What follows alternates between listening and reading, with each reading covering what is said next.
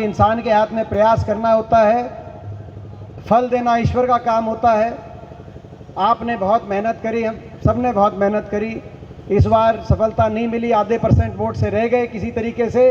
कोई बात नहीं, दोबारा मेहनत करेंगे, सीखेंगे, आगे बढ़ेंगे। 4 साल की बात है, फिर वही मैदान होगा, फिर वही घुड़सवार होगा, फिर लड़ाई लड़ेंगे इस बीजेपी जिन्होंने हरियाणा में इतना नुकसान किया।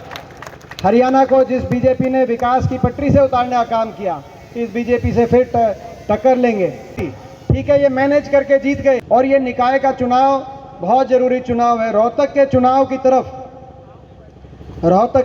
की तरफ पूरी देश की नज़र है। निकाय का चुनाव ये भले ही है, मगर इस चुनाव को आप साधारण चुनाव मत मानना। इसके बड़े मायने हैं, क्योंकि जो नतीजा है और जो आगे की लड़ाई आपने लड़नी है 4 साल के बाद, उस लड़ाई का रास्ता भी अगर कहीं से निकलेगा तो इस मेयर के चुनाव से इस आगे की लड़ाई का रास्ता निकलेगा। इस तरफ नज़र पूरे देश की है।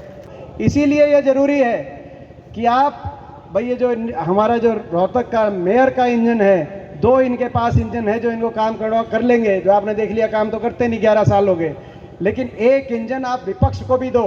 बाबा साहब कह के गए थे, बाबा साहब ने एक बात कही थी कि संविधान के अनुसार लोकतंत्र के 2 पहलू हैं, सत्ता पक्ष और विपक्ष। दोनों की मजबूती जरूरी है। 2 इंजन इनके पास है, एक इंजन आप हमें भी दे दो, ताकि हम इनके भ्रष्टाचार पे लगाम लगाने का काम करें, इनके अहंकार पे लगाम लगाने का काम करें।